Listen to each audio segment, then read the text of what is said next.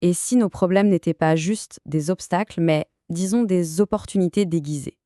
C'est un peu l'idée au cœur d'une analyse dont on va décortiquer ensemble le acte de pensée. L'objectif, c'est de voir comment cette approche peut nous aider à mieux naviguer les défis de la vie. C'est assez fou quand on y pense, non? Cette citation, elle est à la fois un peu drôle et en même temps, elle pique un peu, parce qu'elle est tellement vraie. Pourquoi on s'accroche comme ça à nos soucis alors qu'on se lasse si vite de ce qui est bon? C'est vraiment la question qui lance toute la réflexion. Bon, alors, cette analyse, elle ne se contente pas de nous dire que oui, les problèmes font partie de la vie. Ça, on le sait déjà. Non, elle va plus loin. Elle propose une sorte de mode d'emploi pour les diagnostiquer et surtout pour s'en sortir. En fait, c'est un peu comme aller chez le médecin.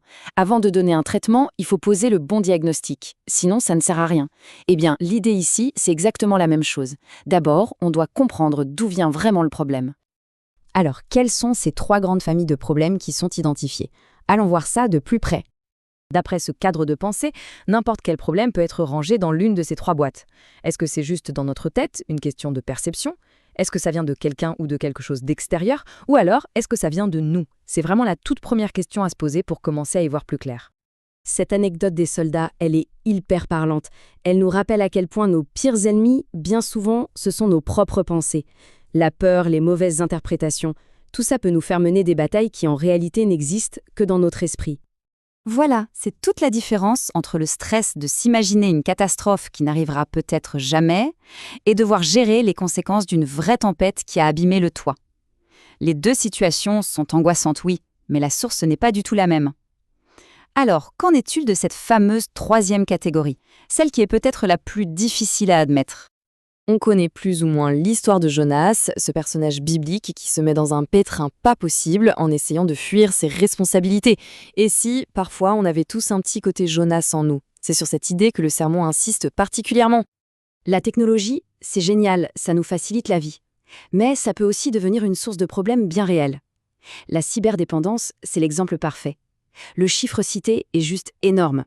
On parle de près d'1,5 milliard de personnes touchées dans le monde. Ça donne le vertige. Et la liste s'allonge. La nomophobie, cette angoisse terrible d'être sans son portable, le FOMO, cette anxiété de rater ce qui se passe sur les réseaux sociaux, ou même le tech neck, ces douleurs au cou à force d'avoir la tête penchée sur son écran. Tous ces mots très modernes sont de parfaits exemples de problèmes qu'on se crée soi-même. Ok, donc maintenant qu'on a vu comment poser un diagnostic sur nos problèmes, passons au traitement. Le serment propose une méthode en 5 étapes très claires. Allons-y. La toute première étape, la base de tout, c'est de voir le problème comme un signal d'alarme. C'est un peu comme un voyant qui s'allume sur un tableau de bord.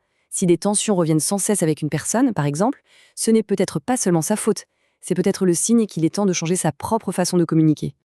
La deuxième étape, c'est une invitation à regarder à l'intérieur. Qu'on soit croyant ou non, l'idée c'est de prendre un temps de pause, de réfléchir à ses valeurs, à ses actes et à ce qui compte vraiment pour soi.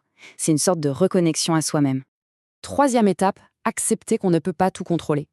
Parfois, la chose la plus saine à faire, c'est de lâcher prise. Arrêter de vouloir tout porter sur ses épaules et accepter de demander de l'aide, que ce soit à une force supérieure en laquelle on croit, à un ami ou même à un professionnel.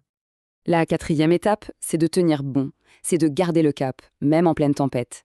C'est la confiance, que ce soit en un avenir meilleur ou en ses propres capacités, qui donne la force de continuer à avancer, même quand on a l'impression que tout est bloqué. Et enfin, cinquième et dernière étape, il s'agit de changer complètement de perspective. C'est un peu comme le disait Nelson Mandela. Je ne perds jamais. Soit je gagne, soit j'apprends. Chaque problème devient alors une occasion de grandir, de devenir plus fort. Bon, alors, si on devait résumer tout ça, quelle est l'idée maîtresse à emporter avec soi? Le message principal, vraiment, c'est de voir nos problèmes non plus comme des murs, mais comme des marches. Chaque difficulté, aussi grande soit-elle, est présentée comme une chance de s'élever, de devenir une meilleure version de soi-même. C'est un vrai changement de regard.